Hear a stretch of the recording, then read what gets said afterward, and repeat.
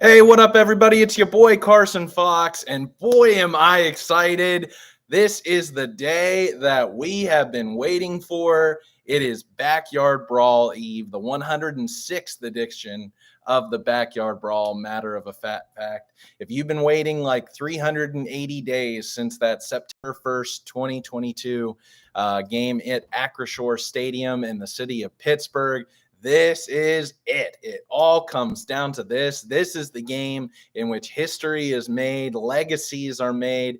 Everyone knows about the Backyard Brawl, an arguably top 5 rivalry in college football. I know some other fan bases out there always want to argue that their rivalry is one of the best, but this is heavily debated by so many aficionados across the country that the Backyard Brawl belongs. So I am so excited that West Virginia and Pitt are going at it once again, even though they're in opposite conferences. And you can watch my Why I Hate Pitt football video on my channel here to see why exactly. And that's a part of that. But as I usually do in these preview videos, before I break down, and we'll get into this matchup, what this means for Neal Brown's legacy, and and for the rest of this 2023 season and beyond. We'll talk about that. Maybe that what year and what game do you think is this going to compare to in crazy atmospheres? Will it be as crazy as 2011 LSU at Milan Puskar Stadium, as big as 2003 Virginia Tech? So before I get into the matchup, let's talk about the history. Once again, the 106th edition of the Backyard Brawl, dating back to the team's first meetings in 1895 when West Virginia beat the Western University of Pennsylvania. So get that the University of Pittsburgh was first the Western University of Pennsylvania. 8-0 in Morgantown. Now, over those 105 contests, Pitt has owned the overall series lead, 62-40-3, really because Pitt dominated the mid-1900s through 1951, and then again in the late 70s and early 80s when Pitt was a national power, most notably 1976 when Pitt won the national championship. But since the modern era of Mountaineer football, when Don Nehlen became West Virginia's head football coach in 1980, the Mountaineers owned a successful record against the Panthers, 18-13-2 in the series lead. And over those 40 years, in 15 matchups at home in Morgantown, West Virginia's gone 8-5-2 and won 4 of those last 5 matchups. So most recently in 2011, you can remember that was a 21-20 win in a defensively dominated performance by Bruce Irvin and Julian Miller, in which Pitt quarterback Tino Sunseri was sacked 10 times, including on the very last play, a game that I was at. It was a crazy atmosphere. I remember running out of the stadium, slipping. Thank God for all of the upgrades at Milan Puskar Stadium, because if you recall the hill on the opposite side, kind of away from the way the stadium is angled. So in this picture, looking here, it would be, so if the scoreboard's over here, coming off this side, the hill back there was complete mud, sliding down it, yelling "Pitt sucks" with my dad. And what a crazy night that was. But then it was a Mountaineer victory, most notably in the Backyard Brawl. But then 2009, a 1916 win thanks to Tyler Bittencourt's walk-off 43-yard field goal. He'll forever be immortalized in Mountaineer lore for that kick. Also, Noel Devine, a WVU Hall of Famer, put on a show in that contest, 134 yards rushing and a touchdown on 17 carries, including his memorable 88-yard home run hit where he just blazed right past the Pitt defense.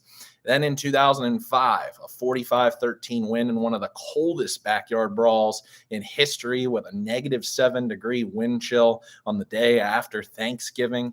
Pat White, Steve Slayton, Owen Schmidt combining for 451 rushing yards and 4 touchdowns on 62 carries.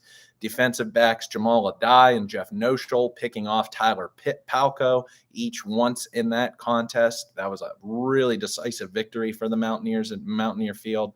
And then in 2003, a 52-31 win, despite Pitt quarterback Rod Rutherford passing for 419 yards and 4 touchdowns. The West Virginia defense picked him off 3 times, and the ground game was led by running back Quincy Wilson, who ran for 208 yards and 4 touchdowns on 35 carries. So it was a heavy dose of Quincy from Weirton, my mom's hometown, in that contest. And also it can be remembered for John Pennington, wide receiver's unbelievable touchdown catch before halftime that is still played in many of the WVU highlight videos from the backyard brawl. What a catch that he made in that one.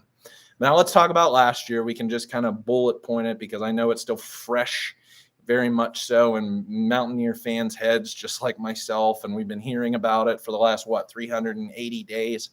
So it was a 38-31 victory by Pitt, or as I would argue, a loss more so than a Pitt victory in Acrisure Stadium, the largest sporting event in the city of Pittsburgh history. So thank you very much to Pitt and your fans that West Virginia could come to town and save your stadium and increase the tourism and economy there in the city of Pittsburgh by all the food and drink that was consumed. What a day that was.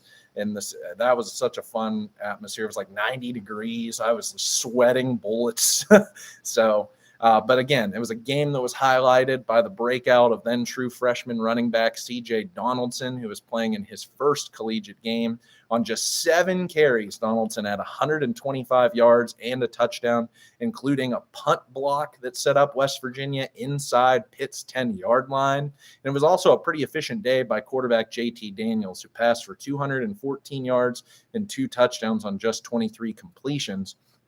But that was a loss for West Virginia, really, I feel like, for 3 reasons in descending order. Number one, first and foremost, Neal Brown, head coach, deciding to punt instead of go for it on 4th and an inch at Pitt's 48-yard line with a 7-point lead nearing 6 minutes to play in the 4th quarter.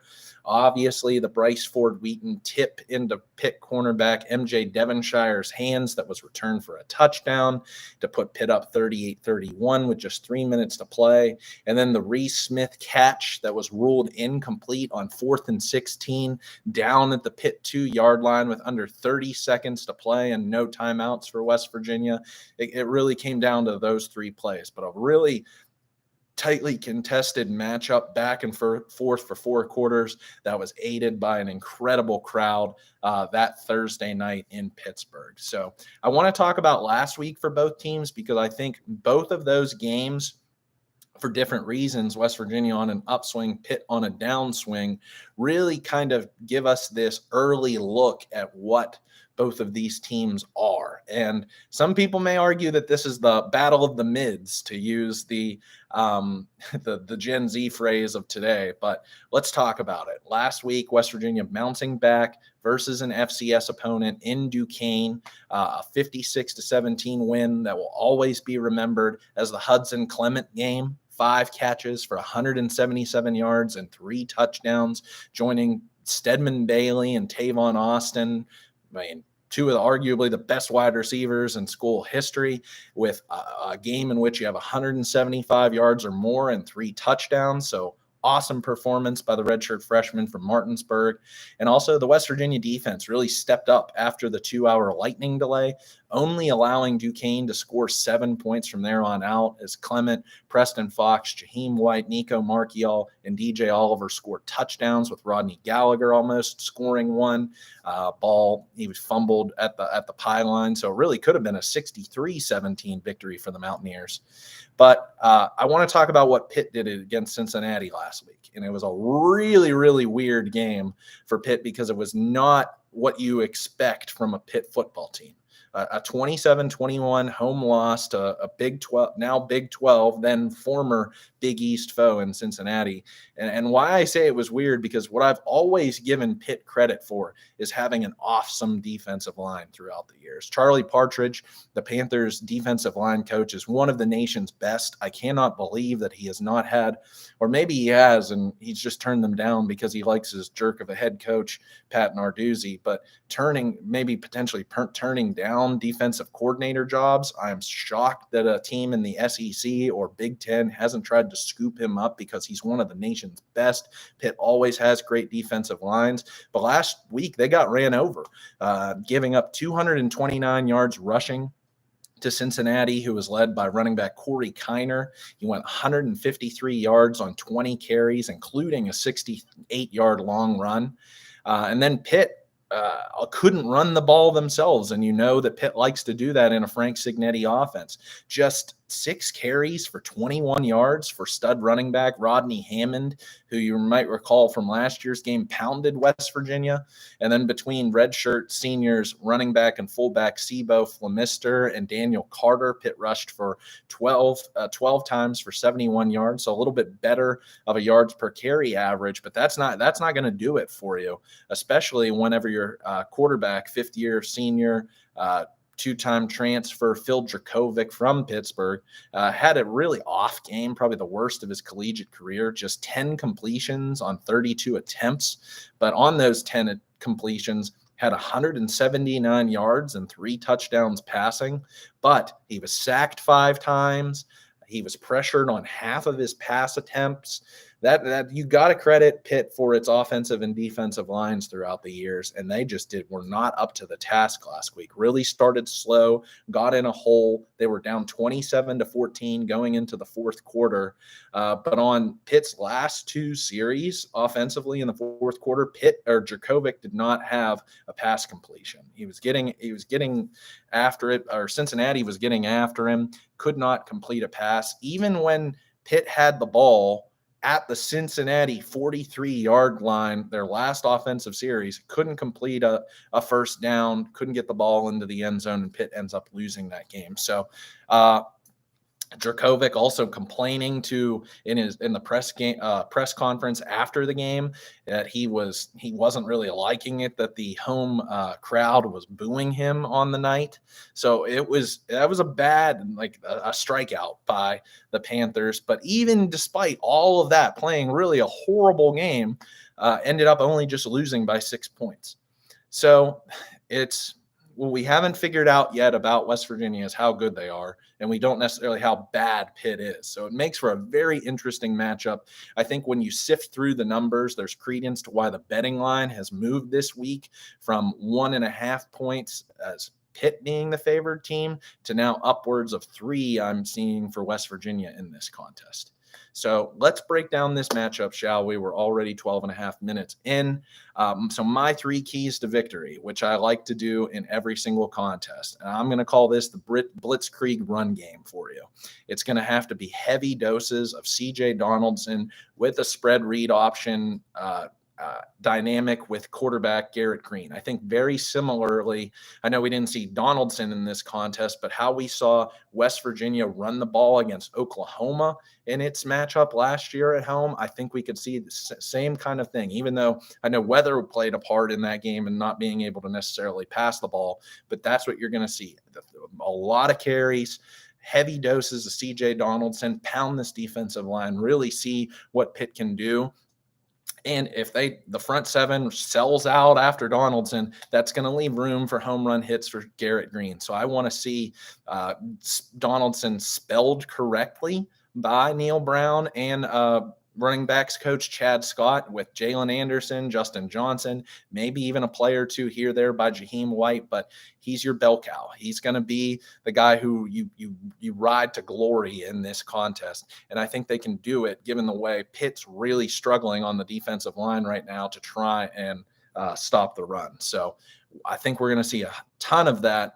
But where I see the opportunity being to then win this game, because I mean, while they couldn't against Penn State, they had some successes here and there in the ground game in Happy Valley. But what's going to make the difference, I feel like, in West Virginia winning this backyard brawl matchup is having those successful downfield shots. They don't have to throw a ton. This does not have to be an NFL type of game where you're passing the ball, 30, 40 times. In fact, it's, I think, the complete opposite. I think we're going to go back to what we saw or maybe 20 years ago in the backyard brawl with Pat White and Steve Slayton, is we're going to see run and run and run. This clock is going to run. It's going to be a control the line of scrimmage, pick up first downs, that kind of contest. But when those opportunities present themselves, because this is a Pat Narduzzi-led defense that likes to run man press coverage. You saw this in the matchup last year in the backyard brawl, because there were opportunities for the fade routes for Bryce Ford Wheaton, for Sam James. You can go over the top on these Pitt defenders, but that's the kind of island that Pat Narduzzi leaves his cornerbacks on to try and make plays. So I'm looking at you, Devin Carter, who had a huge 36-yard completion from Garrett Green in that matchup against Penn State. I'm looking at you, Hudson Clement, who apparently is going to get the start in this game. Neal Brown has inserted him as a starter according to his show Thursday night at Kegler's. He's going to get the start. And then Cole Taylor, who I've really liked at the tight end position in both games, week 1 and week 2. So really, who else could be that threat? Who's going to be a guy? Is E.J. Horton apparently is a game time decision in this game, who has a probable chance to play. Traylon Ray going to be back after missing last week's game against Duquesne. Is it Rodney Gallagher? Is it Jashawn Polk? Is it Jeremiah Aaron? Does West Virginia go to just 2 wide receiver sets with a tight end to continue to run the ball, as I talked about all offseason looking ahead to this year? So can West Virginia's wide receivers create separation, get behind these D-backs, and whenever Garrett Green decides to let it loose, throw the ball up, can West Virginia complete it? Can they have a home run hit in one of those types of plays, or for a pivotal first down whenever you need it, when Pitt might be putting 8, 9 men in the box to try and stop Donaldson and Green? So that's what I'm looking at offensively. And then defensively, keeping everything in front of you. You can't have a home run pitch and catch on the first throw like Duquesne did to you last week. I'm really, really, really happy to have Marcus Floyd back. He was a guy who I was very high on to end the 2022 season, even higher than I was on Aubrey Burks, who rated really well according to Pro Football Focus and was given some off-season or preseason accolades coming into this year. I'm really happy to have Floyd back the way he performed in those last 3 games, most notably the season finale last year at Oklahoma State, where I think he was the team's either leading or second leading tackler. Given the injury still to Montre Miller, who's not going to play in this game, the poor play of Andrew Wilson Lamp to start the year, and Jacoby Spells being a little dinged up, and we haven't really seen much of him defensively, do we see Floyd move over to corner with Beanie Bishop on the other side and keep Anthony Wilson at the cat safety position? Now, because Brown really likes Floyd's versatility, do we see Malachi Ruffin step up and get the majority of snaps at number 2 cornerback? I think Neal Brown said during his Monday press conference that there would be some playing time promotions and demotions based upon what he's seen in the last 2 weeks to start out this year. And West Virginia has not covered the pass well. I forget his name already from Drew Aller from Penn State just waltzed right down the field and tore up this secondary. They're now at giving up an average of 281.5 yards per game through the air. That puts West Virginia's pass defense at 110 in the country. I'm not nearly as worried about Phil Jurkovec, especially coming off a performance in which he played last week against Cincinnati, as I am as Drew Aller. but he was a five-star quarterback for a reason, had some success a few years ago at Boston College for a reason. He can still play, but I think this is going to be for an opportunity for the crowd to play a part in this game. This is where the Mountaineer faithful are going to have to make an impact, to be loud, to be proud for four quarters. The music has to be intense. Please, music guy at Milan Puskar Stadium, play some bangers, play some hits, get this crowd. I don't care if you call it pumping in music like they did against Penn in week 1 against Penn State.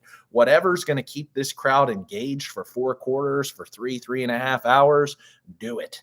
They need to bring that energy to help out this defense, to rattle Dracovic and see if this defense can or can force some turnovers like they haven't done for the last season.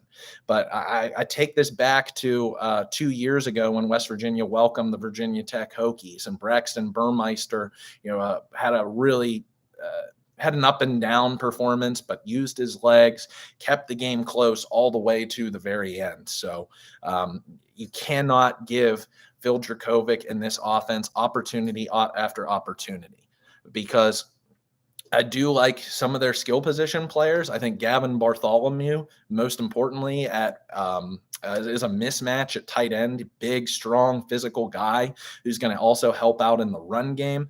Can Aubrey Burks and Trey Lathan, I don't know whether you put a fast linebacker like Lathan on top of him, or do you cover him with Aubrey Burks to defend the pass? It'll be interesting to see who matches up with Bartholomew in this contest. And then out wide, you got Kanata Mumfield and you got Bub Means, a big guy. So Beanie Bishop, Malachi Ruffin, is it Marcus Floyd? What corners are you going to use against what wide receivers? But still, they're not going to, I think, seeing around 30 passes like Dracovic had last week against Cincinnati may be what we see.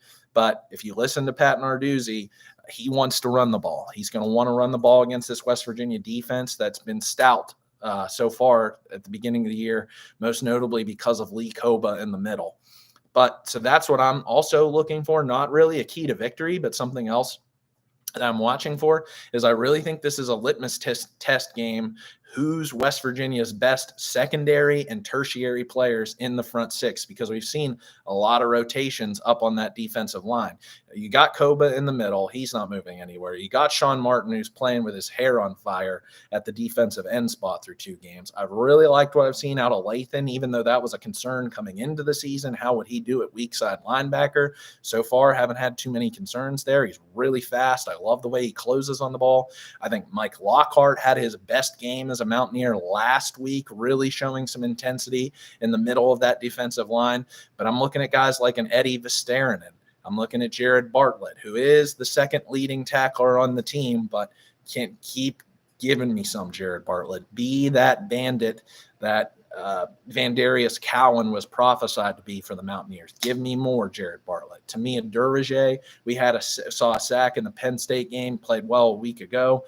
Day Hawkins, Tyron Bradley. You finally have a Sonny Redwood healthy, redshirt freshman, who I was really excited to see last year as a true freshman potentially. What does these parts on the defensive line look like? Who can we start to see emerge as counted upon starters going into Big 12 play? But I think that's really the blueprint. Cincinnati created it last week in this matchup. Get pressure after Dracovic, interrupt any sort of offensive rhythm that Pitt wants to create, make it a really choppy, frustrating game for them. Let the crowd bring you up, get them off the field in 3 plays. Don't let them sustain drives. And then conversely, for West Virginia's offense, pound the ball, control the clock. That's how I think you can see a victory in this contest. I'm a little bit concerned in the special teams games in a couple of departments.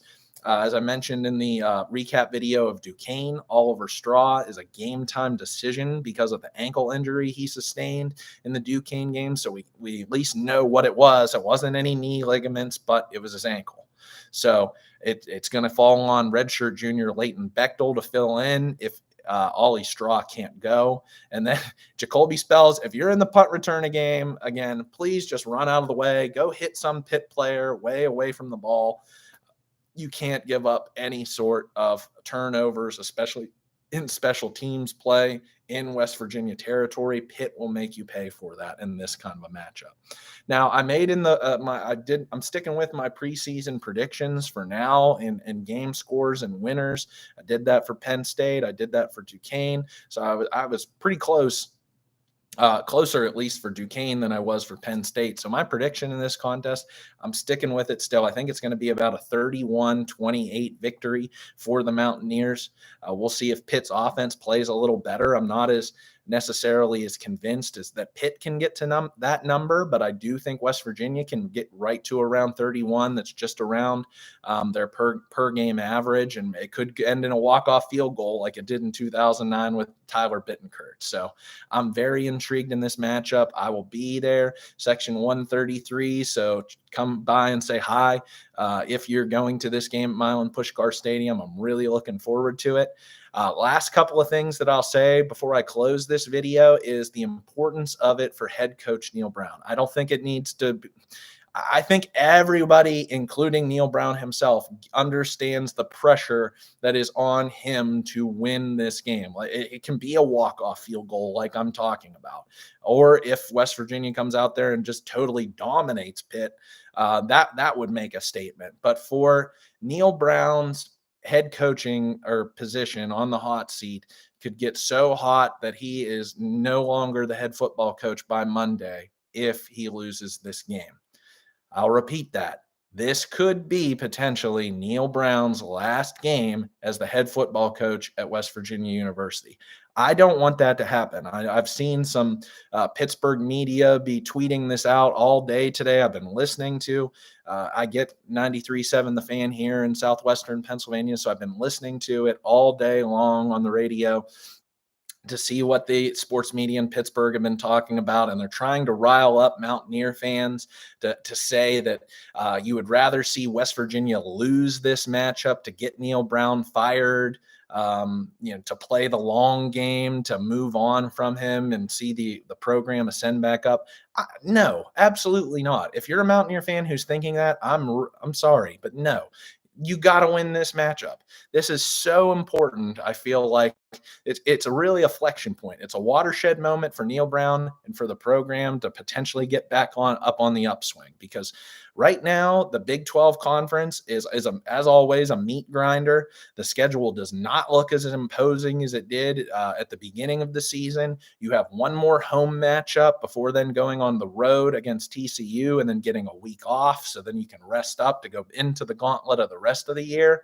So this is big. This is awesome. This is where you can build some momentum. You can finally put 2022 in the past to bed. Really, I'm sure that that's exactly what happened last year. Is after that loss in the backyard brawl, the team had a hangover. Their heads weren't there. They were not prepared for a Jalen Daniels-led Kansas offense who was much improved under Lance Leipold, and Kansas came out there and stunned them in the season opener at Milan Puskar Stadium. So this is an opportunity to really build some confidence, to build for Garrett Green to establish himself. I mean, as a Power 5 quarterback. The as I said all summer long, it was disgusting by the national and Big 12 media, putting West Virginia as one of the bottom feeder programs in the Power 5, putting Garrett Green as the last ranked, and this was CBS Sports, last ranked Power 5 quarterback. It can shut up a lot of the naysayers. It can give West Virginia some momentum, and then to go into Big 12 play at home strong. And then if you're coming out of it 3-1 with only that loss on the road in Happy Valley, who knows what this 2023 season could be.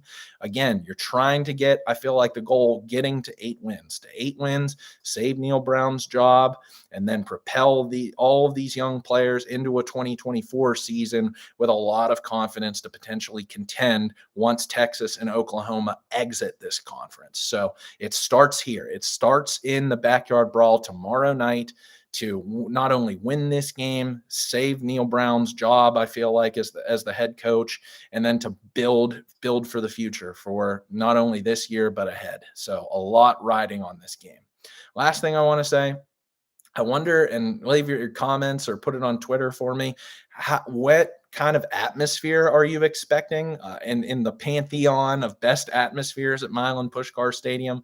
I really can't tell you much more past like the early 2000s, but yeah, I was there in 2018 against Oklahoma. I was there in 2020 or 2011 against LSU, and then I was there in 2021 against Virginia Tech at home, and that was a raucous environment for 4 quarters. It was a great gold rush. Stadium was packed. Student section was pretty darn packed too as well. That was really nice to see. That's really the background image on my header for this channel. So Virginia Tech was awesome. Though that's really kind of, I think, the 3 most recent games that I can think to. And I mean, recent still being 12 years in LSU's case, but I want to see what this atmosphere is like.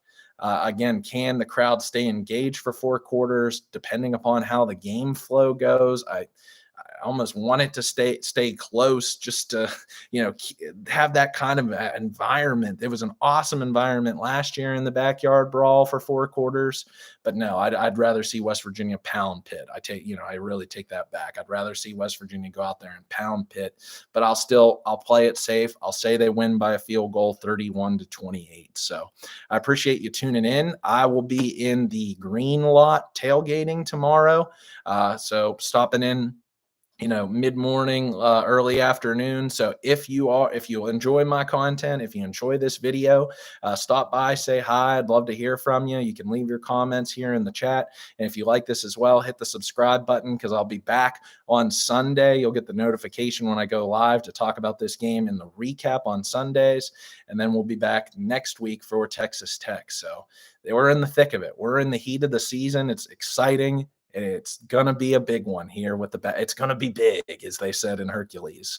So thanks for tuning in, everybody. Hail West Virginia and beat Pitt.